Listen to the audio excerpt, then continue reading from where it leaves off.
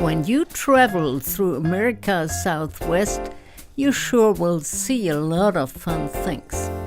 Like the Cadillac Ranch, where Cadillac bodies digged into the ground, hood first, and sprayed with graffitis all over.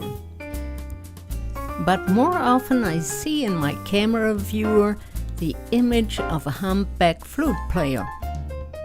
But this is a different story I'll tell from the beginning.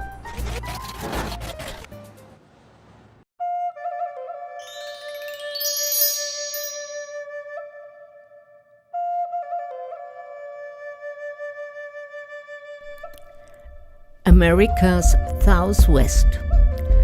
The Four Corner region between Utah, Colorado, Arizona, and New Mexico. A colorful landscape you will find here. Red rock formations, deep canyons, and dangerous deserts.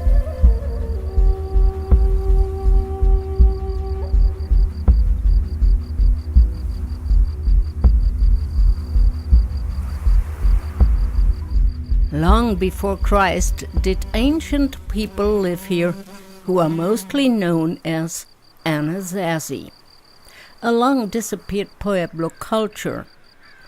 Nobody knows why they left and what might have happened to them.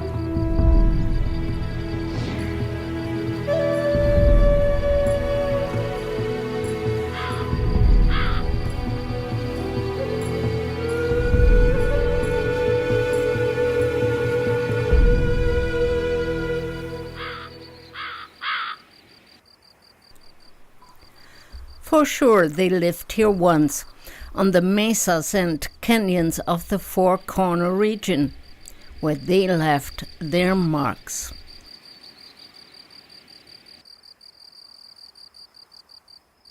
Up high in the cliffs, they built their villages, their shelter to protect them for weather and even enemies.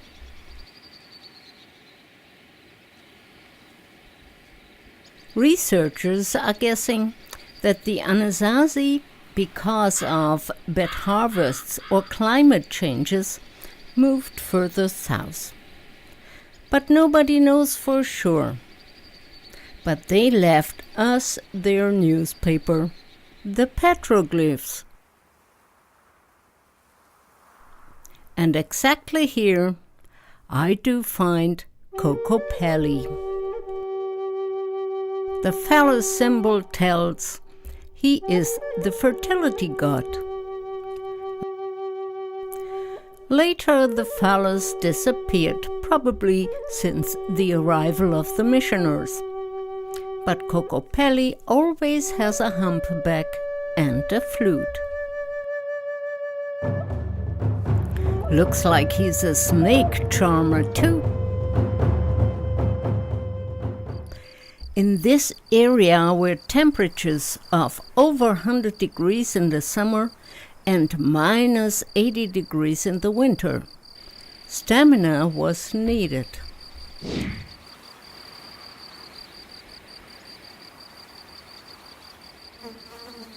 Also, the habitat is not what you would call cozy. There are poisonous spiders and scorpions and the acutely poisonous Gila monster. But the Gila monster is not very aggressive. Good that somebody's cleaning up. Yeah, just watch it. Nothing rattles, so it must be safe.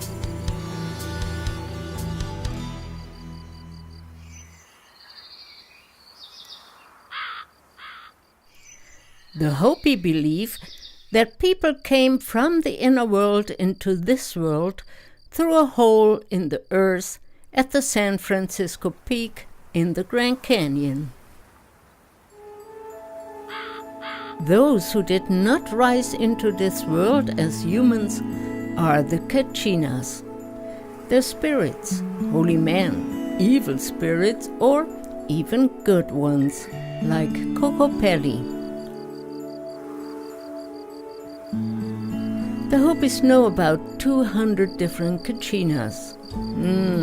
Yes, here in this mystically appearing landscape, easy to imagine.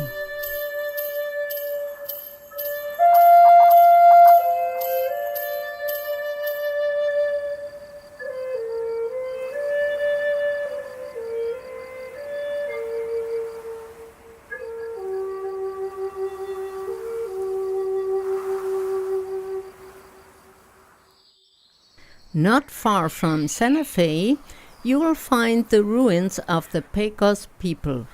You can still see the foundation walls of adobe bricks that have survived the centuries.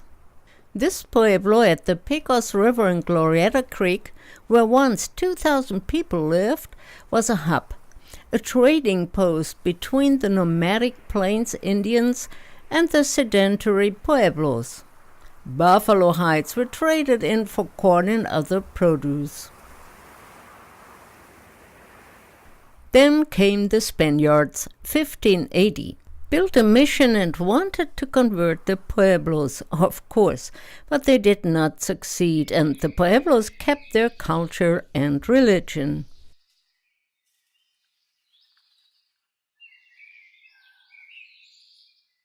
Their religious ceremonies were held in the underground kivas. In there is a small hole that symbolizes the exit from where the human came into this world and the connection between them and their spirits, the kachinas.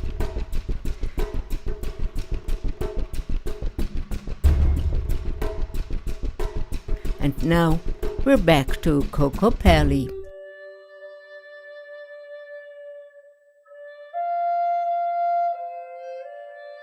Kokopelli's magical flute songs do make people happy. And it is told that he also carries the babies in his humpback that he brings into this world.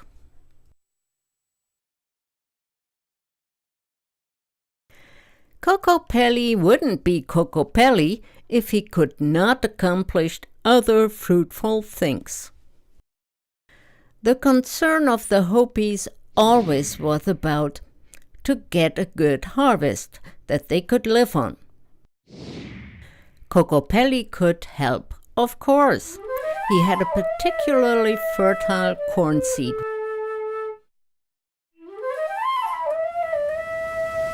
But this alone didn't do it. In these dry areas, water is also needed to get a good harvest. Yeah, you already can imagine. Kokopelli was a rainmaker too.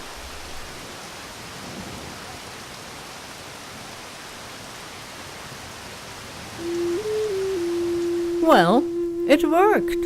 What a great guy. This is what the Hopi, Zuni, Pueblos, and a little bit the Navajos say about Kokopelli. But you also hear the Kokopelli story in a different way. Here, he was a trader that came from Mexico, traveling all around in the southwest, and his humpback was a sack in which he had stored his goods.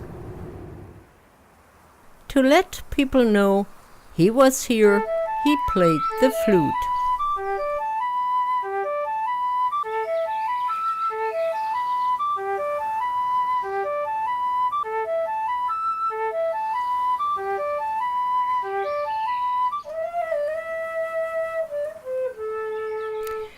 Yeah, easy to believe in this version. But how many goods, heavy goods, did he carry around, going through this dangerous part of the world, through all the canyons, over lava beds and deserts like the White Sand Desert in the south of New Mexico.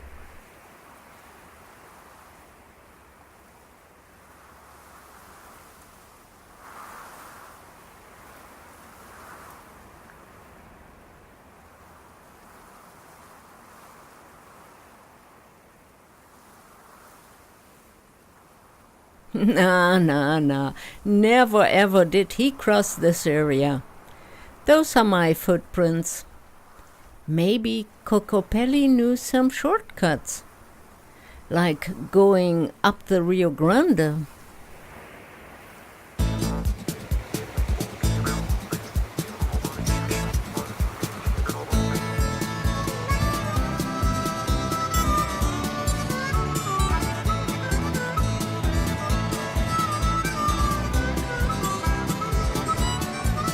Up the Rio Grande? No way he could do that. Those guys hardly can make it downwards. Anyway, I found him here in Taos, where he seems to run a store for candles, clothes, and jewelry. By the way, a scenic little town. Also scenic is Santa Fe, the capital of New Mexico. Santa Fe, where all buildings are in the adobe style and look like made from caramel and chocolate. Can't have a bite. And everywhere is art. You can find it in galleries and parks.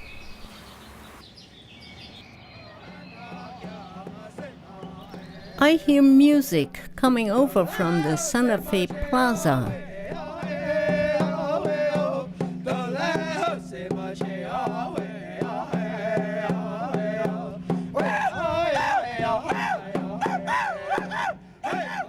I believe they're singing about Kokopelli.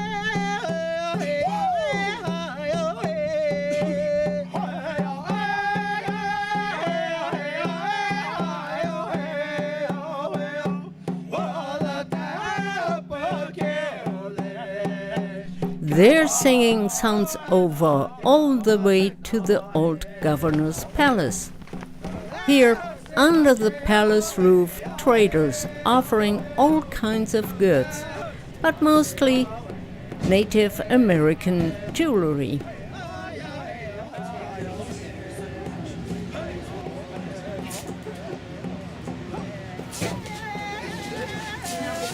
Of course, they also offer Kokopelli.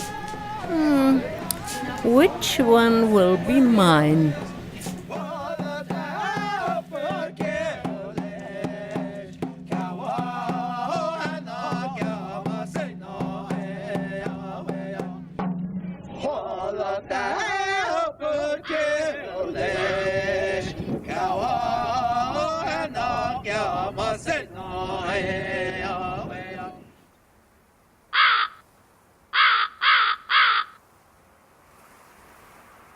The canyon walls are kinda glowing in the evening sun. Then I see the shadow. Looks like the image of Kokopelli. No, it is Eagle Dancer, the messenger between the worlds. And he tells me, quit filming for today and relax. Okay, I will.